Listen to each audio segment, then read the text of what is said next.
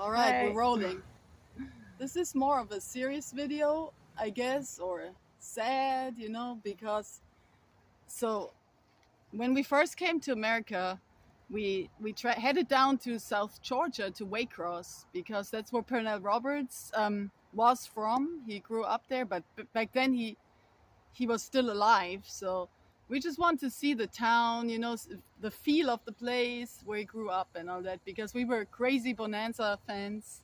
Like, we watched those episodes all the time when we were still in Europe, and we were dreaming about the West and America when we watched those episodes. May sound weird, but wasn't really that weird. It was good weird, I guess. It was good weird. There's always good crazy and bad crazy, and with the good crazy. Yes, it was so much fun. Like the cart rides on the Ponderosa Ranch and all that. And I guess we had a crush on Pernell Roberts, Adam Cartwright. Yeah.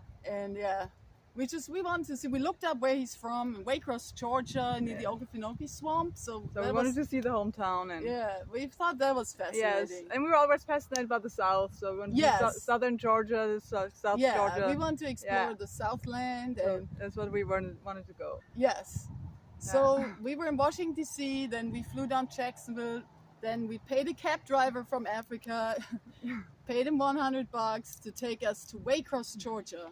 And then we were there and explored the town and walked around and stayed at a place. They put us up there, and we took lots of pictures, and we found out that we really liked the South, and we liked the architecture, and we liked all the buildings, and oh, my cross looks weird. No, it looks good. So that's when we sort of became the people we are now.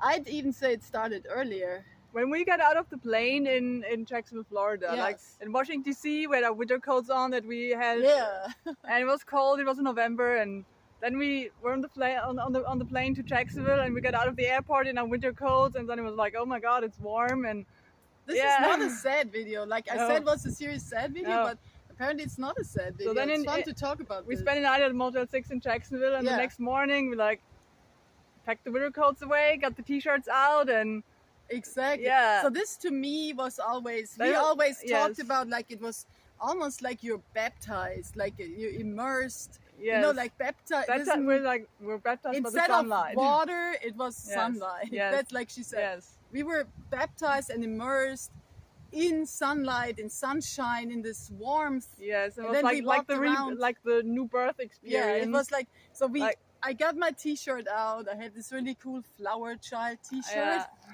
You can see that, and dark blue color. And I was like, wow, this is a totally new beginning. This is a totally new beginning for us. I always want to be where it's warm. Yes. It was such a big, like a revelation almost. And when the traveling began, like we hit the road, living out of backpacks. And we stepped outside of that really old rundown. Now I would rather not even stay there. This Motel 6 where we said, oh my God. It was some time ago, so it was really rundown. But back then, we were okay with it. I stepped out of it into the sunlight. Yes. And that was it was amazing. And then we walked around in Jacksonville, Florida, and we were sitting outside of the sandwich shop. And I just thought all the people were so nice and so friendly. And they were all just smiling. Hi, how are you? How are you doing? And it was just so pleasant and so positive and so beautiful. And and then it was such a good experience. And so from there we headed to Waycross, and that was a good experience too. We were finally really in America. We felt like this is totally America and like the South. The real America, small town America, not like the tourist places. Like in Washington D.C. So that was cool too. Yeah, it was cool, but Waycross was real. It was the real deal.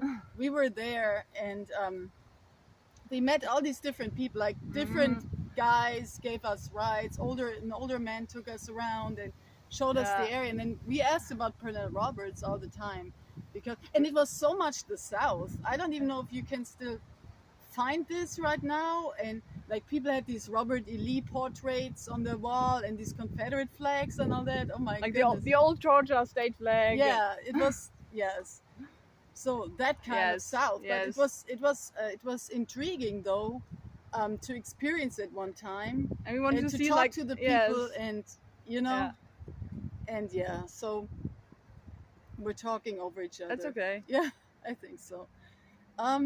So what I want to say. We- Oh, we- so while we were doing that, so while we were exploring Waycross and walking around Waycross, and this man gave us a ride to one of the house where Pernell's cousin, I guess, lived. So we met a man on the street by the name of Joe Harvey, and he told us that, well, as a little boy, Pernell would always come to visit, and he got to meet him a few times. And Pernell gave Joe and the other little boys one of those little cameras that had Bonanza stuff, like Bonanza camera.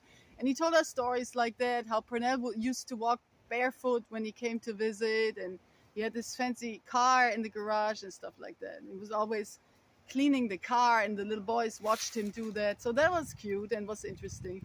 But then Joe said that he attends the United Methodist Church in Waycross, and that Pernell's cousin attends that same church, and that the cousin supposedly had asked for prayers for Pernell because Pernell had cancer.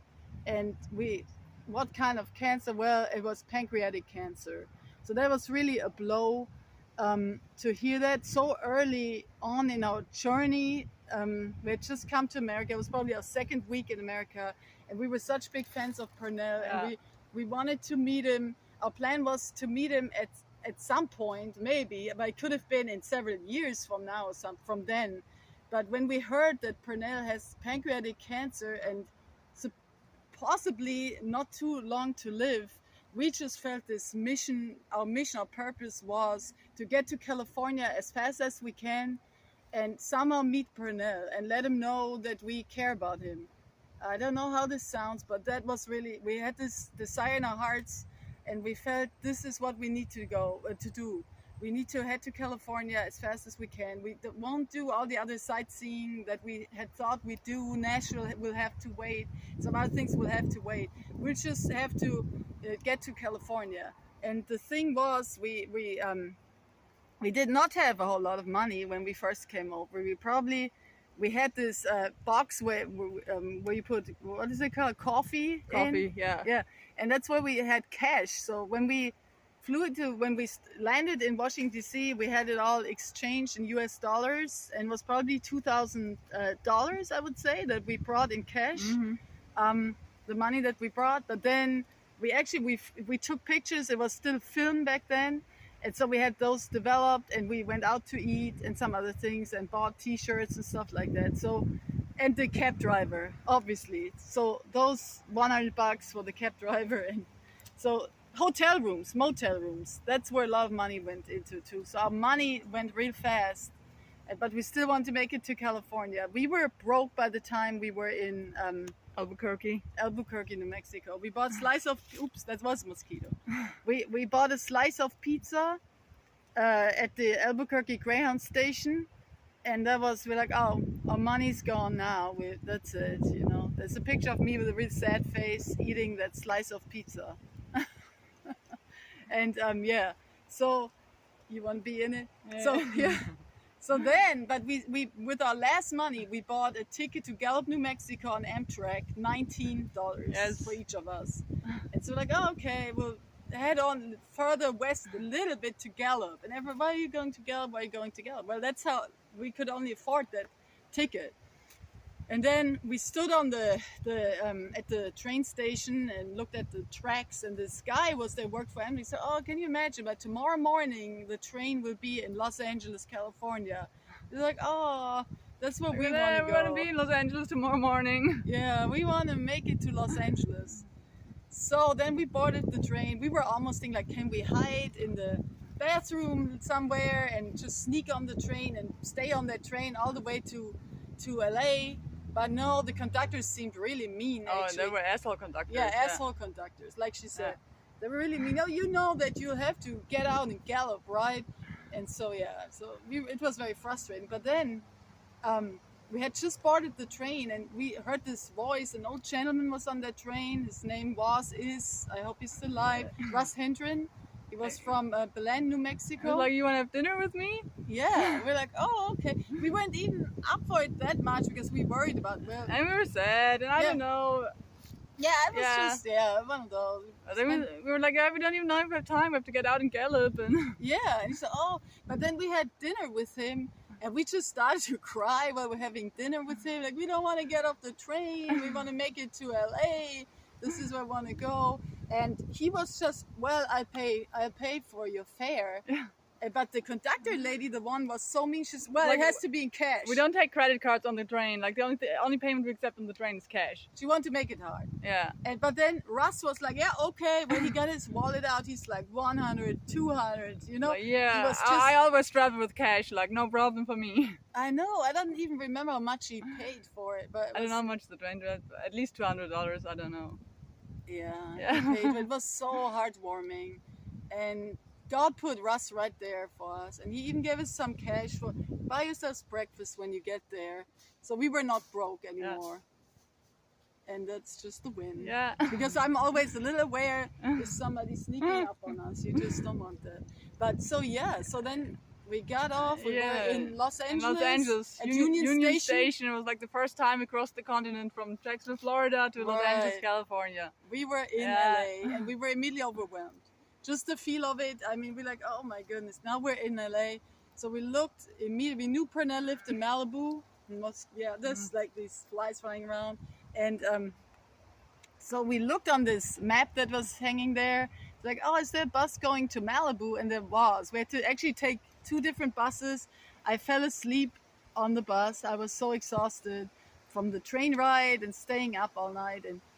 And then, suddenly we were in Malibu, California, and we saw the ocean, all these cliffs, and it was amazing. Yeah, we're like, wow, we're in California, because that was always our dream. Had always been our dream. Wow. Yeah, just thinking of it. You know how it felt back then, and so we were in California, and we wanted to meet Pernell, and I'm cutting a lot out now, but we did meet Pernell. Yeah. So we actually got to talk to him 2 times.